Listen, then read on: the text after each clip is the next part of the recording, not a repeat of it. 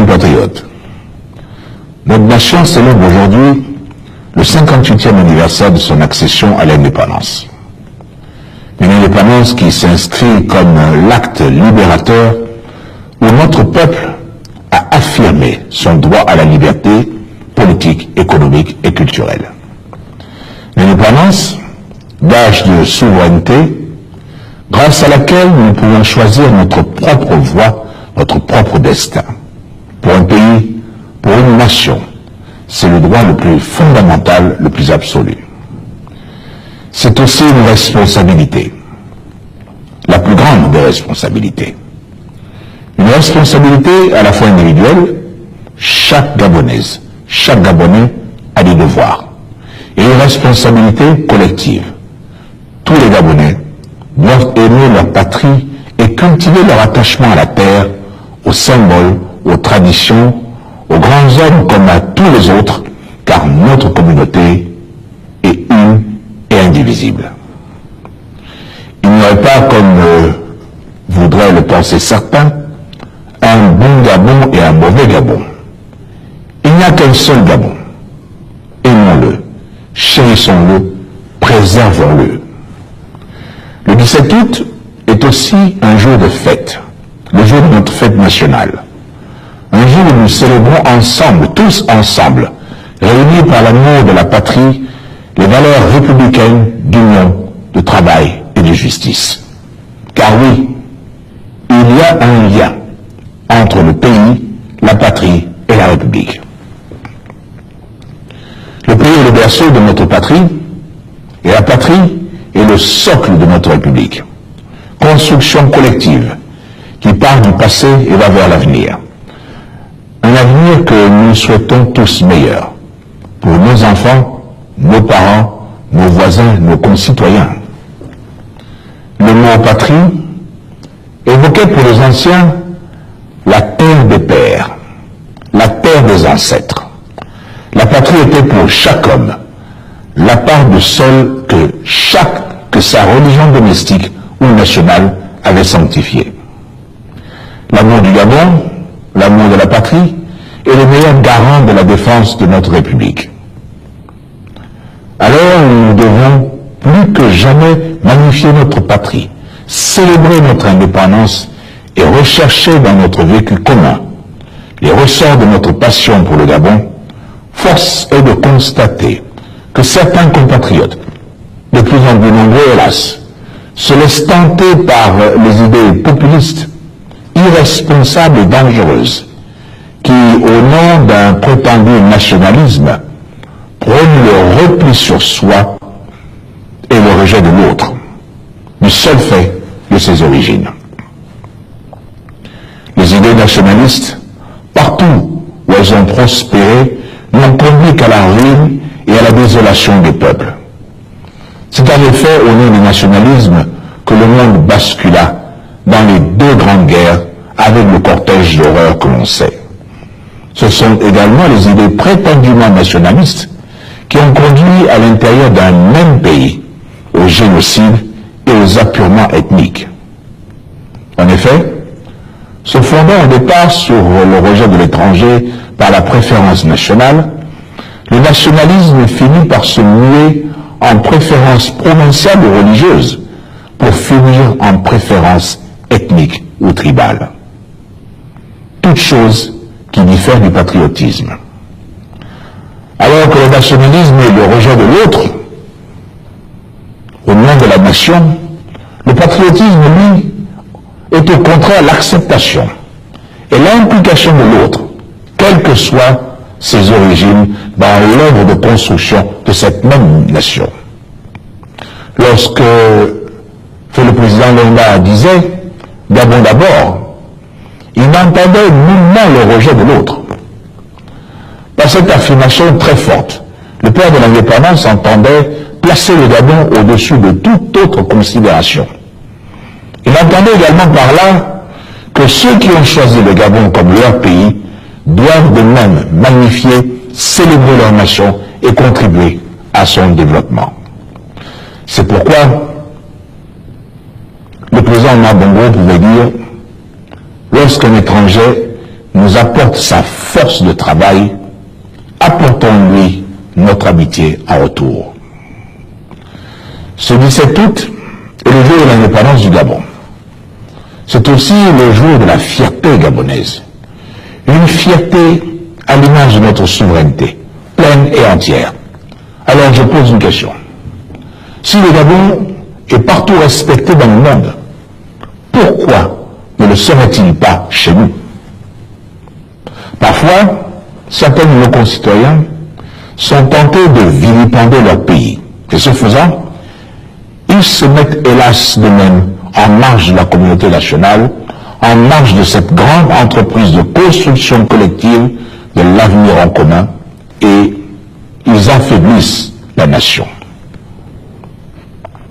Mes chers compatriotes, le 17 août est pour moi doublement un jour de joie. Non seulement parce qu'il s'agit de notre fête nationale, mais aussi parce qu'il me donne l'occasion de m'adresser à vous directement et en toute franchise.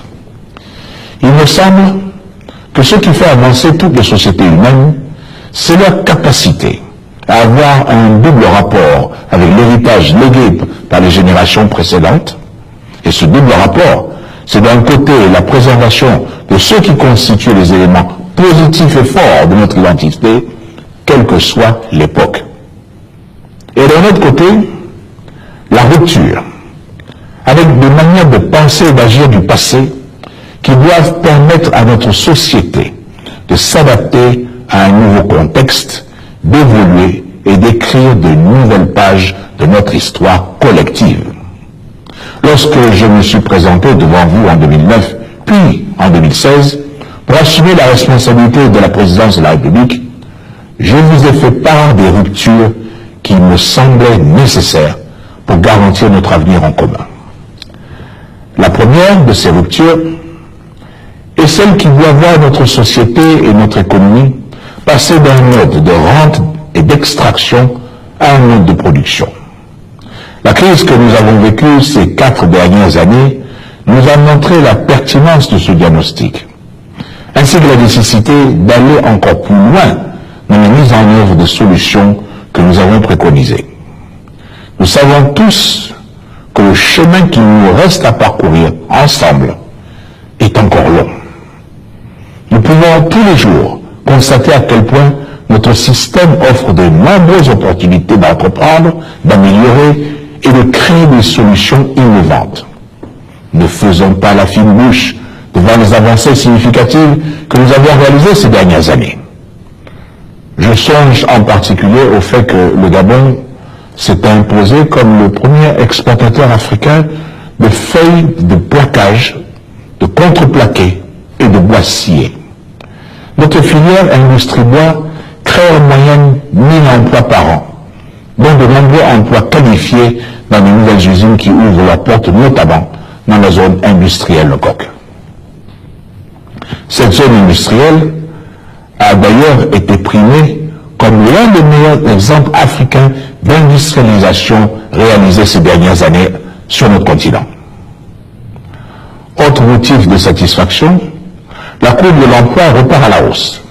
Au premier semestre 2018, c'est-à-dire cette année, 5177 emplois ont été créés suivant les déclarations adressées par les entreprises à la CNSS.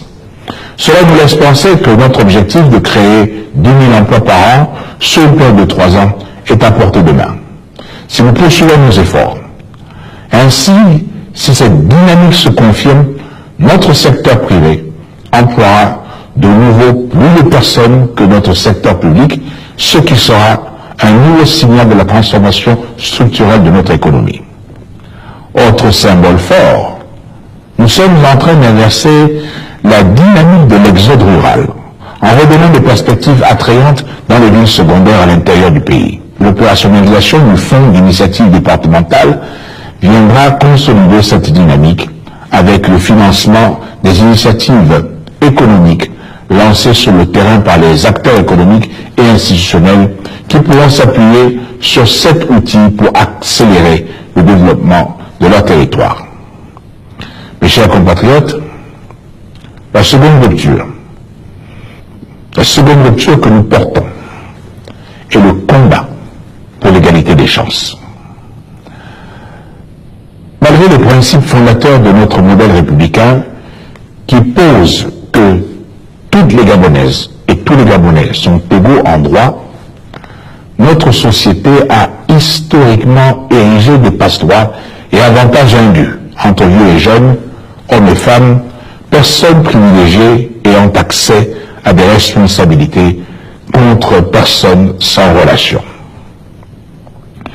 Nous savons tous que ces comportements sont condamnables et handicaperont notre développement. J'ai décidé de placer l'égalité des chances au cœur du projet présenté en 2016. J'ai commencé à traduire ces engagements en actes, avec la nomination de jeunes cadres méritants à des positions de responsabilité, en soutenant l'accès aux responsabilités des femmes, en universalisant l'accès aux soins de santé et en promouvant en toutes circonstances la méritocratie. J'entends poursuivre et accentuer ce mouvement. L'égalité des chances, c'est aussi s'assurer que nos ressources limitées servent à ceux de nos compatriotes qui en ont le plus besoin. Les personnes âgées, les veuves, les orphelins, les personnes malades qui doivent se faire soigner et acheter des médicaments, les enfants qui comptent sur l'éducation de l'école publique pour améliorer leurs conditions de vie et celles de leurs parents, les personnes isolées qui ont besoin que l'ambulance ou les assistances sociales viennent à eux, aux femmes sans moyens qui ont le droit d'accoucher dans la dignité. En période de recherche d'une meilleure efficacité budgétaire, nous devons soit renoncer à notre devoir de solidarité, soit accepter de porter les réformes douloureuses mais nécessaires pour lutter contre les gaspillages et les dépenses moins opportunes que d'autres. J'ai fait le choix de renforcer notre politique sociale et de lutter contre le gaspillage, et j'assume cette position.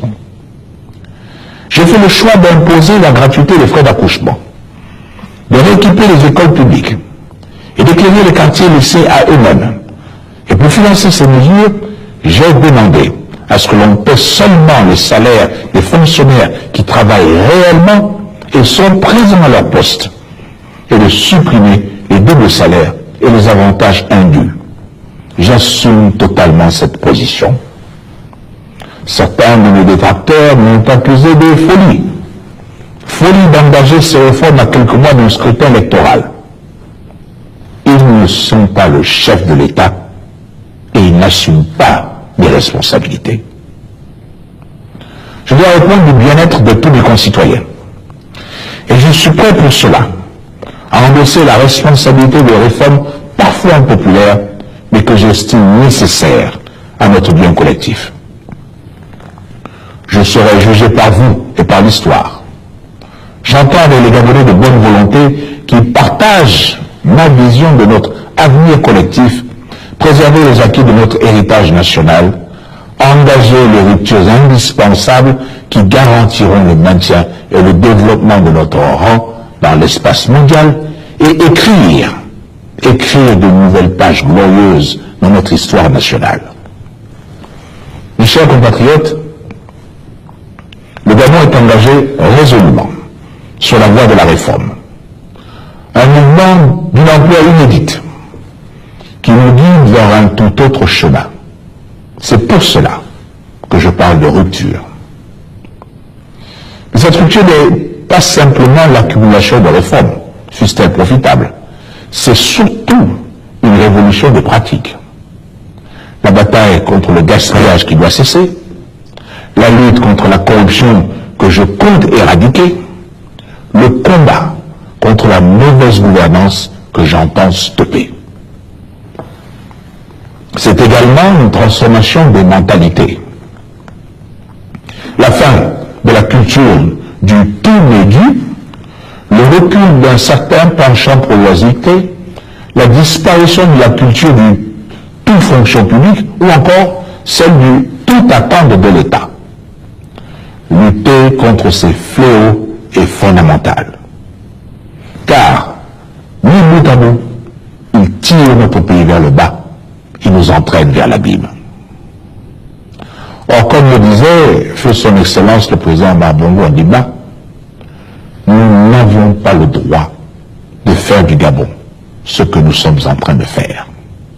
Alors, Gabonaises, Gabonais, mes chers compatriotes, réveillons-nous. C'est cette prise de conscience qui est à l'origine de la mise en œuvre des mesures initiées depuis le début de l'année. À commencer par le retour à une gestion rigoureuse, une réforme indispensable, mais qui se heurte à certains corporatismes, à certains archaïsmes. Prenez le débat sur la mise sous bon de caisse des agents publics. Une réforme en apparence technique, mais en réalité, une véritable rupture, car elle doit pour la première fois au Gabon nous amener à vérifier que ceux qui perçoivent une rémunération sont réellement au travail, au service des Gabonaises et des Gabonais. Même chose avec les fiches de présence mises en place progressivement qui doivent nous aider à réduire considérablement l'absentéisme au sein de notre administration publique. Eh bien, pour certains, une infime minorité, ces décisions qui sont bonnes pour les Gabonaises et les Gabonais, nous ne devrions pas les appliquer. Au moment où, légitimement, les Gabonais se plaignent du manque d'efficacité de leur service public, on refuserait les efforts qui permettraient d'améliorer la performance de ce service public. Ces blocages, signe d'un conservatisme, fût-il le fait d'une minorité, sont d'autant plus injustifiables qu'ils visent d'une part à défendre les intérêts de quelques-uns au détriment du plus grand nombre. Ils sont le fait de ceux qui, ayant manifestement la mémoire haute, ont bénéficié d'une augmentation de près de 30% de leur rémunération pour certains. Mais depuis, y a-t-il eu amélioration de la qualité du service public, alors que les agents de l'État ont été fortement augmentés? Hélas, chacun peut constater que non. Prenons le cas des médecins fonctionnaires. Pourquoi font-ils grève? Pour l'amélioration du service au sein de l'hôpital? Pour une meilleure prise en charge des patients? Est-ce pour les Gabonais qui bloquent le fonctionnement de l'hôpital? Ou pour leur intérêt? Est-ce pour les Gabonais que certains médecins détournent le matériel et les médicaments pour les revendre au prix fort dans les cliniques privées dans lesquelles ils sont souvent actionnaires? Et pourtant, on n'a jamais construit autant d'hôpitaux de dernière génération que depuis 2009. En ce qui concerne certains de nos magistrats, observe-t-on une plus grande célérité dans le traitement des dossiers des justiciables depuis qu'eux aussi ont bénéficié d'une revalorisation salariale? Nous ne nous voilons pas la face. Chacun en réalité connaît la réponse. Ceux qui se posent aujourd'hui en victime, ou mieux, en défenseurs des services publics, en sont en réalité les bourreaux. Cela voudrait que rien ne change, car pensent-ils, il n'en va pas de leur intérêt. Mais l'intérêt général, l'intérêt des Gabonaises et des Gabonais, s'en soucie-t-il? Ici aussi, chacun connaît la réponse. Les Gabonais doivent se lever contre cela, contre ces réflexes corporatistes qui les privent d'une vie quotidienne normale et d'un meilleur avenir. Mes chers compatriotes, la rupture pragmatique que j'appelle de mes voeux et qui ne pourra être menée sans votre appui résolu et déterminé, c'est une lutte qui oppose deux camps. D'un côté, les privilégiés et actionnaires du statu quo, et de l'autre, les partisans du progrès. En ce qui me concerne, j'ai choisi mon camp. Gouverner, c'est prévoir, dit-on. Gouverner, c'est tenir un langage de vérité, dénoncer ce qui ne fonctionne pas et prendre ses responsabilités pour y remédier. Nous ne pouvons pas continuer à dépenser plus que ce que nous gagnons. Nous ne pouvons pas laisser la masse salariale de l'État sans cesse augmenter. Sinon, quoi? Est-ce nos enfants qui paieront? Car le fardeau de la dette, il faudra bien le supporter. Et si on ne rembourse pas cette dette, un jour nos partenaires qui nous accordent leur confiance risqueraient de nous la retirer. Voilà la réalité. Le plan d'optimisation des finances publiques était donc nécessaire, indispensable. À la présidence de la République, j'ai pris la décision difficile de me séparer de près de 40% de personnel nommé. Pour beaucoup d'entre eux, des collaborateurs de grande valeur, à l'expérience et la fidélité reconnue, et pour certains qui brillaient par leur absentéisme tout en conservant leur rémunération. Il en va de même pour le gouvernement et l'administration centrale. La réduction du train de vie de l'État touche donc d'abord au sommet de l'État. Et c'est ça l'exemplarité. C'est ça la justice. C'est ça l'équité. Ceux qui ont le plus contribuent le plus. A contrario, aucun, je dis bien, aucun agent de l'État percevant moins de 650 000 francs CFA ne sera mis en contribution. L'essentiel de l'effort en matière d'assainissement des finances publiques repose sur les plus hauts salaires, comme en témoigne la contribution de solidarité sur les hauts revenus qui sera mise en place conformément à ce qui a déjà été annoncé.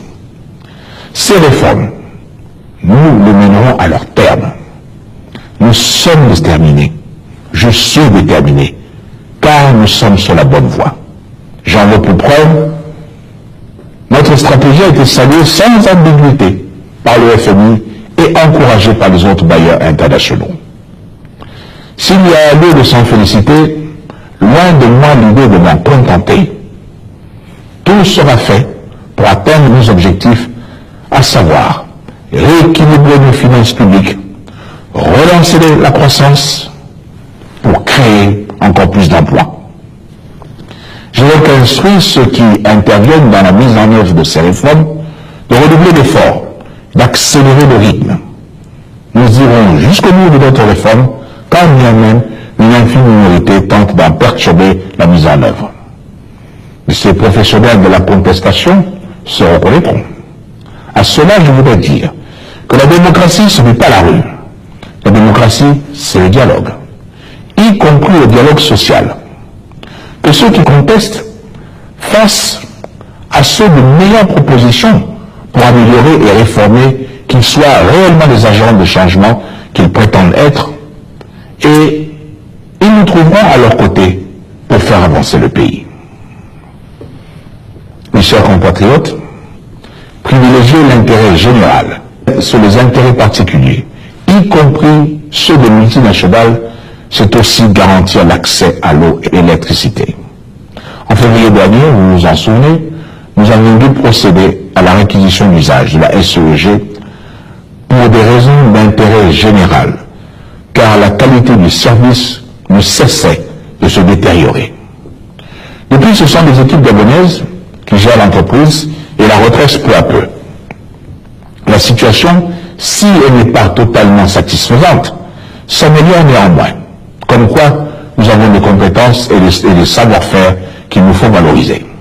Maintenant, nous allons trouver les meilleurs partenaires, les meilleurs investisseurs possibles, pour nous permettre d'atteindre la qualité de service que les Gabonais sont en droit d'attendre. Nous allons donc redoubler d'efforts. Mes chers compatriotes, défendre l'intérêt général, c'est de manière évidente prendre en compte vos préoccupations les plus prioritaires au quotidien. Souvenez-vous, le 31 décembre dernier, je vous disais que 3 principes guideront en 2018 mon action et ma détermination à agir pour changer votre quotidien. Il s'agit du triple sens des priorités, de l'efficacité et du concret. C'est cette vision que j'insuffle depuis dans la conduite de la nouvelle action publique de notre pays. D'abord, le sens des priorités.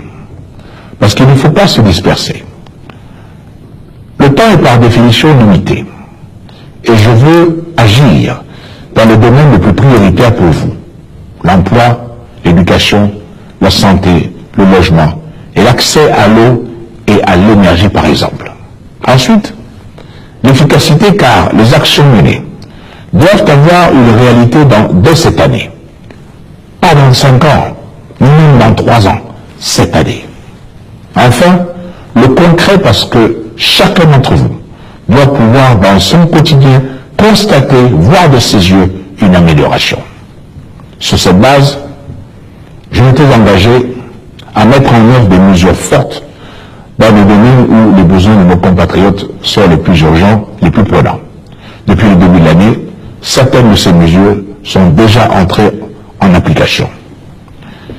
C'est le cas notamment de la mesure sur la gratuité des accouchements qui a bénéficié à 14 000 personnes, de l'installation de lampadaires solaires pour lutter contre l'insécurité, la rénovation de nombreuses écoles, le démarrage effectif du fonds d'initiative départementale, les cliniques mobiles dont les premières arriveront d'ici quelques jours.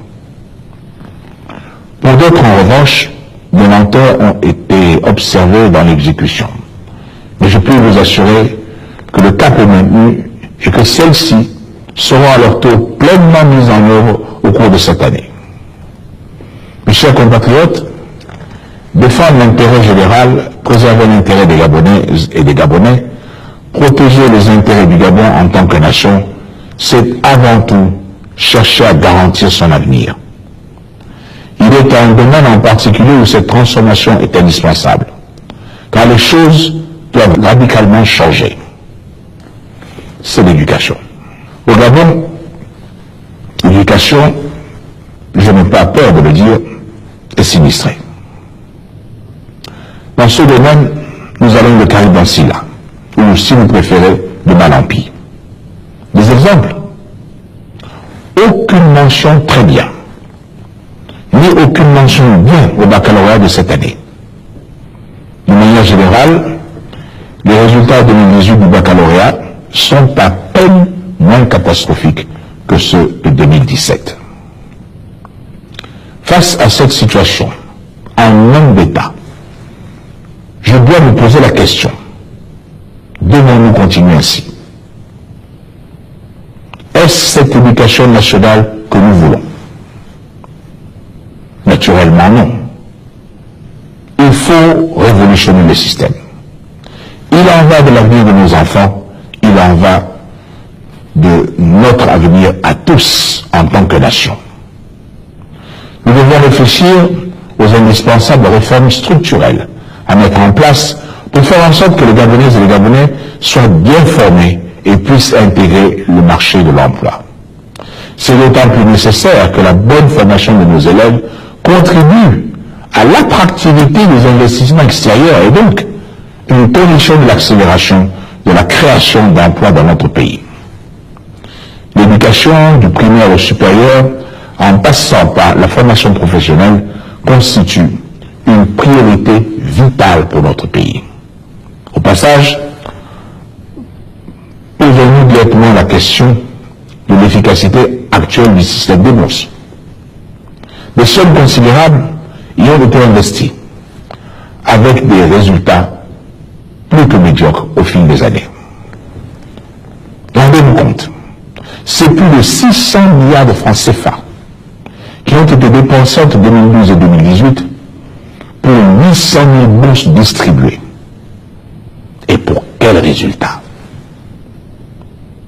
Non seulement le Gabon est l'un des pays en Afrique qui dépense le plus pour ses étudiants boursiers sans que les résultats ne soient au rendez-vous, mais en plus, l'orientation pose problème. 70% des bourses sont octroyées dans des filières littéraires ou dans les humanités. Alors que nous avons davantage besoin de former des jeunes Gabonais dans les filières techniques, professionnelles ou scientifiques pour renforcer l'adéquation entre l'offre de formation et les besoins sur le marché de l'emploi. Face à ce constat, chaque Gabonaise, chaque Gabonais se rend bien compte que la priorité n'est plus aux revendications salariales dans l'éducation nationale. Plutôt que de revendiquer régulièrement des augmentations de salaire, de lancer des mots d'ordre de grève, les enseignants qui ne sont pas les oubliés de la République devraient d'abord se soucier de l'avenir de nos enfants ils devraient se demander de quoi nous avons besoin pour mieux éduquer la jeunesse gabonaise, pour mieux la former et pour lui donner les compétences nécessaires pour occuper les emplois d'aujourd'hui et de demain. Notre système éducatif est en panne. Nous devons le réformer. Je rappelle ici, comme hier, à une transformation en profondeur, car tout doit être remis à plat. Des mesures fortes et immédiates seront prises. Tout d'abord, une réforme des conditions d'obtention de la bourse. Celle-ci sera désormais attribuée sur la base de critères sociaux et académiques. Autrement dit, au mérite et en tenant compte des revenus des parents. Une limite d'âge pour la percevoir sera fixée. En outre, il sera tenu compte dans la délivrance des bourses des besoins de notre économie. Les bourses seront principalement octroyées dans des filières pour lesquelles les besoins en termes d'emploi sont nombreux. J'annonce également la mise en place dans les tout prochains jours d'une task force sur l'éducation. Celle-ci sera chargée de faire des propositions fortes, concrètes et d'application immédiate, c'est-à-dire dès la rentrée prochaine. L'objectif, remettre le secteur de l'éducation à flot, du primaire au supérieur, créer un lien entre système éducatif et monde de l'entreprise, revaloriser les filières professionnelles et techniques. Mes chers compatriotes, ces réformes peuvent certes nous perturber car elles bousculent le poids des habitudes. Elles incitent à une remise à plat. Elles nous imposent de nous remettre en cause. Elles sont destinées à améliorer la vie des Gabonaises et des Gabonais. Leur objectif est de donner une chance à nos enfants de vivre demain dans une meilleure situation que la nôtre. Si ces réformes ne sont pas mises en œuvre, le Gabon certes ne disparaîtra pas, mais il s'appauvrira. Et cela, je ne l'accepterai pas. Le Gabon, notre pays, demeure une terre d'opportunités. Un havre de paix et de stabilité dont l'attractivité auprès des investisseurs ne faiblit pas. Chaque jour, des entreprises de réputation internationale et des hommes d'affaires du monde entier se pressent à nos aéroports pour tenter de bénéficier de nombreuses opportunités dont notre beau pays regorge. Ce sont là de formidables motifs d'enthousiasme et de fierté qui doivent inciter les Gabonais à faire plus et surtout mieux pour notre pays. Rejoignons le camp de la réforme. Ensemble, nous réussirons. C'est par l'effort collectif que nous parviendrons ensemble à ancrer durablement notre pays dans la paix, l'unité et à nous faire accéder à la prospérité partagée. N'écoutez pas les faux prophètes. Ceux qui s'opposent pour s'opposer, sans jamais rien proposer. Ne suivez pas le chemin qu'ils vous indiquent et qui ne mène qu'à une impasse. À ces pessimistes professionnels, je poserai toujours l'optimisme de la volonté. Cette inclinaison des vrais amoureux de la patrie, à voir dans le triomphe des difficultés du moment l'occasion de prouver l'attachement éternel d'un peuple à sa patrie.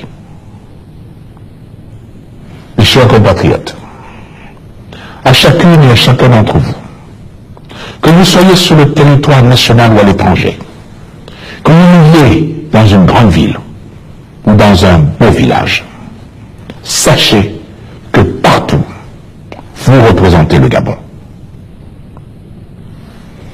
Bonne fête de l'indépendance à tous et à chacun. Que Dieu bénisse notre pays. Vive la République, vive le Gabon.